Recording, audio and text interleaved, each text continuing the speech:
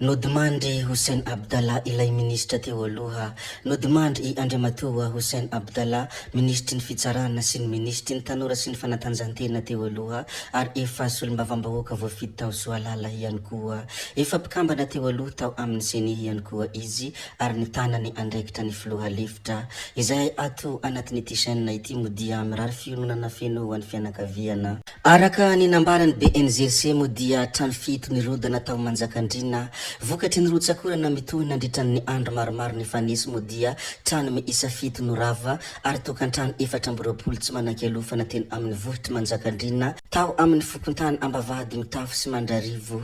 Tsy nisy ny ainana fohy, saingy olona 27 no tsy manan-kialofana, ary ny iray naratra mafy. Manamafy hatrany ny fanentanana ireo mponina ny fitondram-panjakana mba hiala amin'ny ireo trano marefo sy ireo trano ahina hianjerany vato na tany ireo.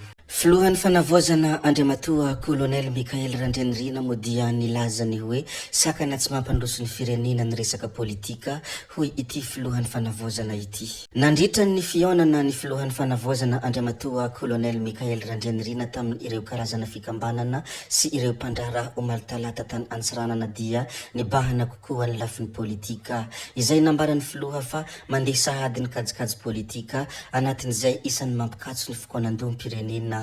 Saingy miasa izy ireo fa tsy mijery fotsiny, niarany tolona isika nefa aveo mifampigafy sy mifanaratsy eny anivon'ny tampanjotra tserasera hoy hatrany ity filohan'ny fanavozana ity raha nitondra hafatra teo anatrehany ireo vahoaka. Anisan'ny sakana lehibe tsy mampandroso ny firenena ny resaka politika, ary hita fa tsy mifantoka amin'ny fanavozana ny olona fa mifamotika amin'ny fifidianana ary mifamingana anaty hoy izy.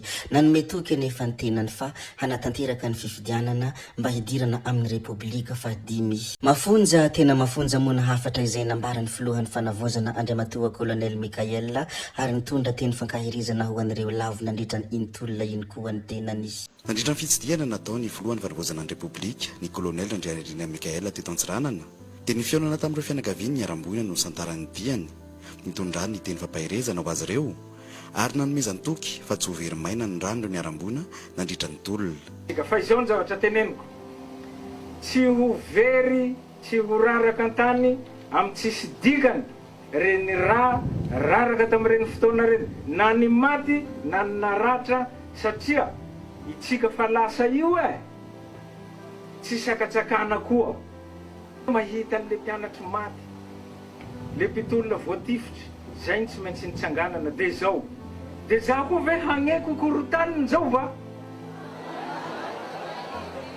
Avelao hagnakorota eo hahita raha misy olo mangalatra ny tolona io de mijoro teneny fa tsy mety ny ataony. Raha zahay mangalatra manodikodina harem-pirenena, manodikodina volam-panjakana, manararaopahefana, mangalatra ny tolona nataonareo zany.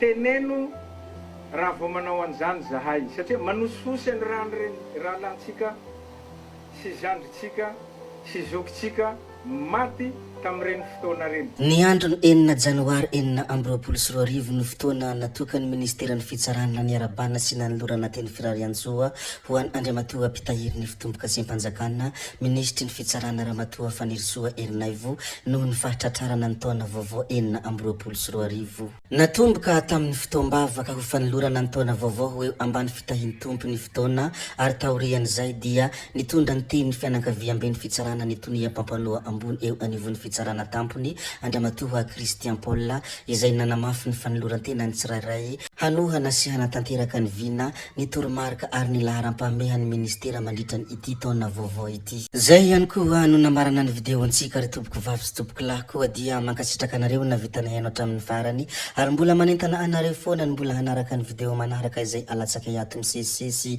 Zay fa tsy halavaina ny resaka hametra beloma izahay, veloma vetivety amin'ny manaraka indray no manao ny misimisy, veloma ary tompoko lahy, veloma tompoko vavy.